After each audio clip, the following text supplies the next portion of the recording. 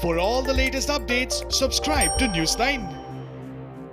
The world had not expected the deadly COVID-19 pandemic to occur in the year 2020. The deadly outbreak of the disease has wreaked havoc in most parts of the world. USA is currently the worst affected country and the epicenter of COVID-19. The country has the highest number of positive cases so far. USA currently has nearly 30 lakh COVID-19 cases and over 130,000 people have succumbed to the deadly disease. U.S. President Donald Trump has been at the center of controversy and has been criticized by many opposition leaders over his handling of the deadly pandemic. Now, Trump has dropped another bombshell this past week.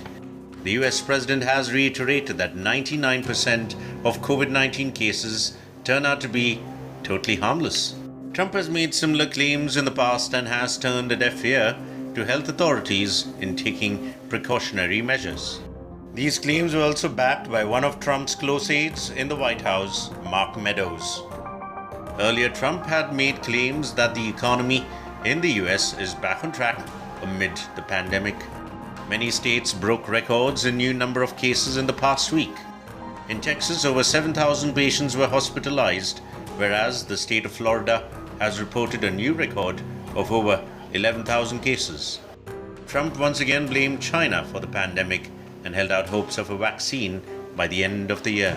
Lashing out at China for its handling of the COVID-19 outbreak, Donald Trump said that the Asian giant has caused great damage to the United States and the rest of the world. China must be held fully accountable. Now we have tested almost 40 million people, 99% which are totally harmless.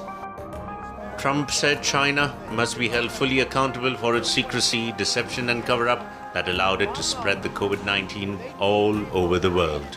The U.S. President went on to hold hopes of a breakthrough in the hunt of a vaccine. We likely have a vaccine solution long before the end of the year. Trump touted America's progress against the pandemic, saying that the country has the manufacturing record for ventilators. We have the manufacturing record for ventilators. We have the most and the finest testing anywhere in the world. We are producing gowns, masks, and surgical equipment in our country. It was almost exclusively made in foreign lands, in particular China, where ironically this virus and others came from. China's secrecy, deception, and cover-up allowed it to spread all over the world. 189 countries and China must be held fully accountable. Trump has decided to reopen schools, a decision over which he has limited power as state governors struggle with the nationwide rise.